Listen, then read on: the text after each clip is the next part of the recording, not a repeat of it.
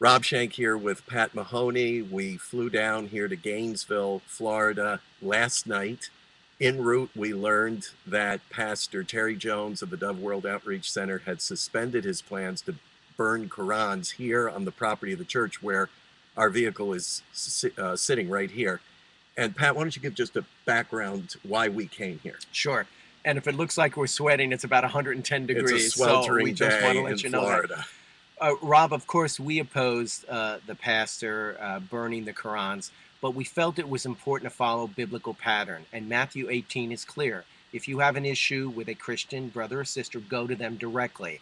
So we determined to do that. We didn't come to humiliate, diminish, or mock the pastor. Him. We wanted to come, share our concerns, and we had many concerning the burning of the Qurans. And of course, appeal to him. Appeal to pray with him. Permanent, to cancel. Then we heard that he had suspended while we were in transit. So we decided we would continue our journey and appeal to him to make that suspension permanent. And what Reverend Schenck is not saying, as our journey went down, we secured a 9 a.m. appointment with the pastor in which we were going to pray with him, thank him, and encourage him.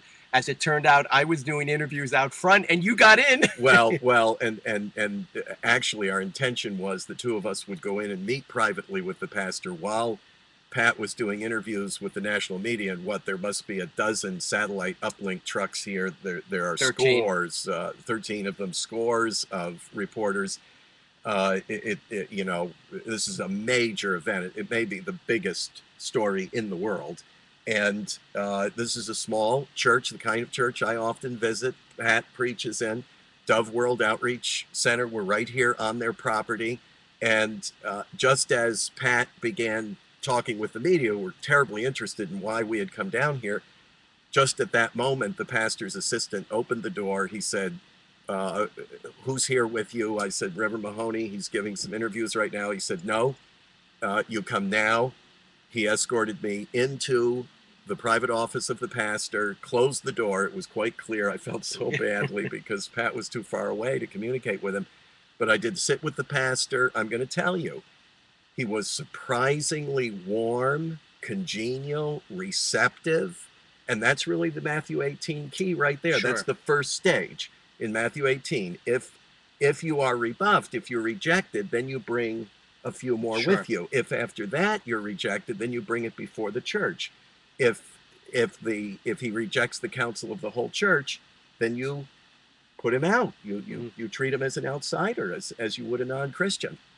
Well, we wanted to follow that pattern. Absolutely. And in fact, we did. Now, the first stage of it, I'm going to tell you, the first stage, and only the first stage, was successful. He received us. I expressed unequivocally, Pat. Absolutely. I told him clearly that we were not in agreement with him. I did not feel it was the biblical course to take. In fact, my argument was God had given him a platform and a stage to speak to the world, but that if he burns the Quran, as you said, he will burn all the bridges that have been built to the Muslim world by missionaries and ministers around the world, but also that it would burn the stage he's been given. And I said, our hope and prayer is that you will permanently cancel these plans. He said, and that is my intention. Fantastic. Now, it's contingent on some things, and you and I know what that is. We're going to keep them confidential at the moment until we have permission to share them. But Pat and I are going to fly back up north now. We will likely end up in New York for another reason to secure a meeting with some key individuals here.